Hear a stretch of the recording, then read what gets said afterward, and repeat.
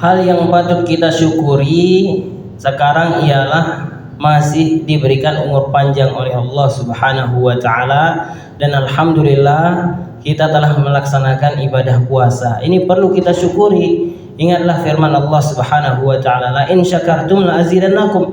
Kalau seandainya kita syukuri maka akan ditambah. Apa yang kita syukuri? Taufik yang diberikan oleh Allah Subhanahu wa taala kepada kita perlu kita syukuri.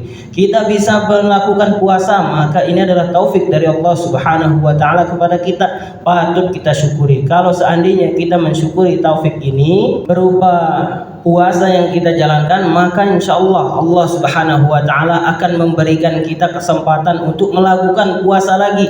Dan mungkin kalau seandainya kuantitasnya tidak bertambah, kualitasnya yang bertambah. Mungkin puasa kita sebelumnya ibadahnya kurang, dengan kita mensyukuri puasa yang kita lakukan, insya Allah akan bertambah kualitasnya. Ibadah yang kita lakukan ketika puasa itu akan ditambah oleh Allah Subhanahu wa taala. Kemudian selain kita mensyukuri puasa yang telah kita jalankan, ibadah yang kita lakukan di bulan Ramadan ini perlu kita syukuri. Mungkin kita membaca Al-Quran sebagaimana hal yang biasa dilakukan di bulan Ramadan yang dicontohkan oleh para ulama, yaitu menghatamkan Al-Quran. Selesai kita baca 1 juz atau mungkin 2 lembar saja kita selesai baca, kemudian kita beralih ke kehidupan keduniaan kita, mungkin ada kesibukan lain atau mungkin ada yang belajar untuk ulangannya, maka perlu kita syukuri selesai membaca alhamdulillah. Atau mungkin ada yang setiap juznya selesai 1 juz mensyukurinya alhamdulillah. Maka kalau seandainya kita berpatokan kepada firman Allah Subhanahu wa taala tersebut, kalau seandainya kita mensyukurinya, maka Allah Subhanahu wa taala akan tambah ibadah kita. Mungkin kita bisanya 1 hari mungkin 1 juz saja. Dengan kita mensyukurinya, insya Allah Allah Subhanahu wa taala akan berikan kita taufik yang lebih besar, berikan kita nikmat yang lebih besar, berikan kita ibadah yang lebih banyak lagi. Mungkin kalau seandainya sekarang kita hanya 1 juz, dengan kita mensyukuri yang 1 juz itu, insya Allah Allah Subhanahu wa taala akan tambah, mungkin besoknya bisa jadi 2 juz. Intinya adalah terus kita mensyukuri nikmat yang diberikan oleh Allah Subhanahu wa taala. Dan ingat, ibadah yang kita lakukan itu bukan beban, bukan sesuatu yang memberatkan kita, namun ini adalah nikmat yang diberikan oleh Allah Subhanahu wa taala. Dan seberapa besar perjuangan kita tentu akan dicatat juga oleh para malaikat. Tentu beda bagaimana orang yang menghatamkan Al-Quran dan ia memiliki kesibukan, beda dengan orang yang mungkin tidak punya kesibukan sama sekali. Bagaimana ia berusaha membagi waktunya, tentu beda.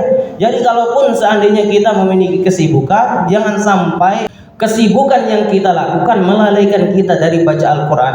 Jangan kita katakan, oh saya sibuk, saya punya pekerjaan, saya harus kuliah, saya harus mengerjakan tugas. Kalau seandainya kita seperti ini, maka kita tidak akan mendapatkan fadilah yang akan diberikan kepada orang-orang yang beribadah di bulan Ramadan.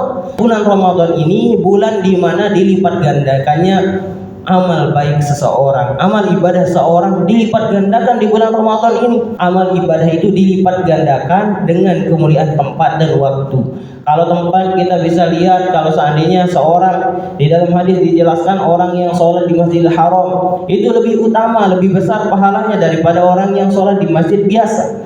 Masjid di kampung kita tentu beda, jauh beda pahalanya.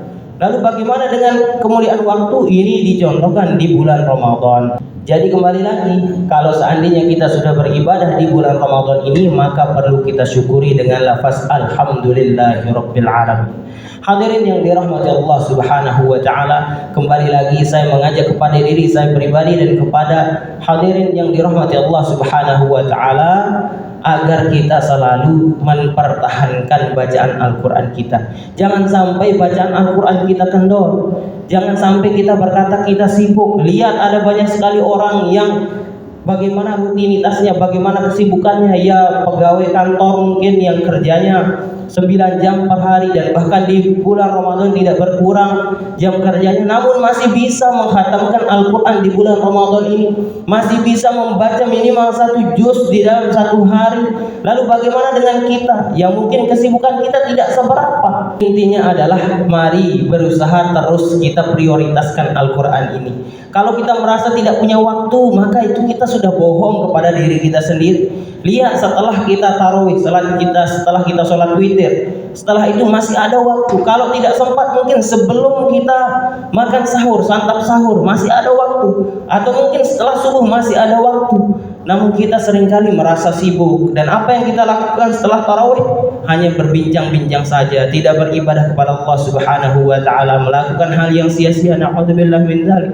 Lalu apa yang kita lakukan selesai subuh? Yang kita lakukan adalah tidur. Na'udzubillah.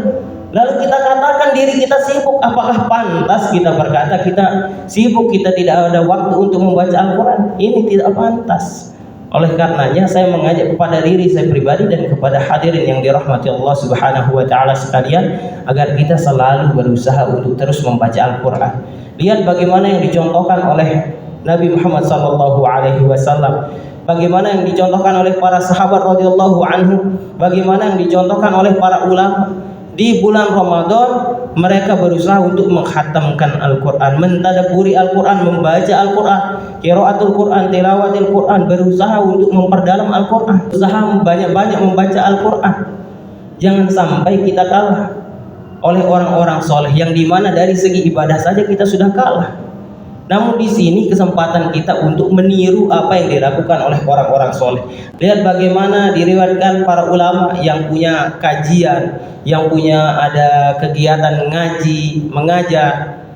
Namun di bulan Ramadan seringkali mereka stop acara-acara kegiatan tersebut. Untuk apa? Untuk mengkhususkan diri menghatamkan Al-Quran.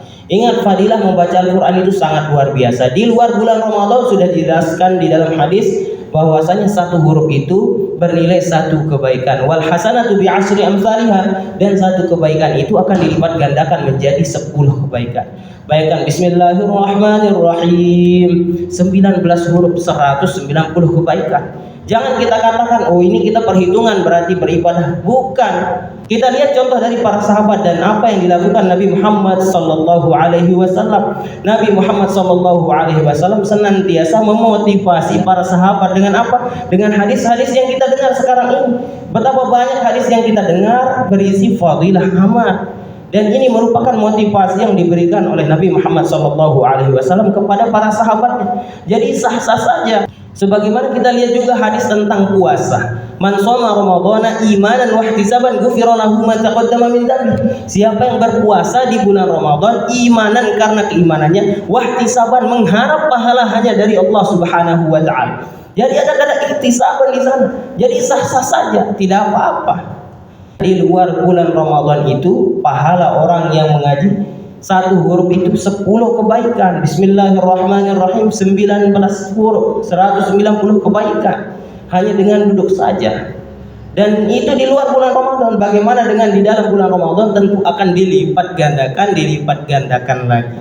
Oleh karenanya momen bulan Ramadan ini jangan sampai kita rugi. Ada begitu banyak orang yang diberikan taufik oleh Allah Subhanahu wa taala, diberikan izin untuk beribadah oleh Allah Subhanahu wa taala, diberikan nikmat oleh Allah Subhanahu wa taala. Kita tidak boleh ketinggalan. Kita berusaha untuk terus beribadah. Kalau seandainya kita berkata, saya belum diberikan izin, belum dapat taufik untuk beribadah, ini perkataan yang kurang tepat. Kita memohon kepada Allah Subhanahu wa taala untuk diberikan taufik agar bisa beribadah. Bagaimana caranya? Dengan cara berusaha. Salah satu cara agar kita mendapatkan kualitas ibadah yang baik, mendapatkan taufik untuk beribadah adalah memperjuangkan ibadah itu sendiri. Dan salah satu cara untuk terlepas dari taufik itu, na'udzubillah, bagi siapa yang mau, tapi semoga tidak ada yang mau, bagi orang yang mau tidak atau yang tidak ingin beribadah lagi, na'udzubillah, summa na'udzubillah, dengan cara melalaikan ibadah itu, maka Allah Subhanahu wa taala akan cabut nikmat ibadah itu. Na'udzubillah min dzalik. Oleh karenanya, kalau seandainya kita mau Ramadan kita ini tidak sia-sia, tidak meninggalkan kita dengan sia-sia, mari kita perbanyak ibadah kita. Salah satu ibadah yang dianjurkan yaitu membaca Al-Quran. Dan jangan lupa setelah kita membaca Al-Quran, jangan lupa terus kita bersyukur kepada Allah Subhanahu wa taala.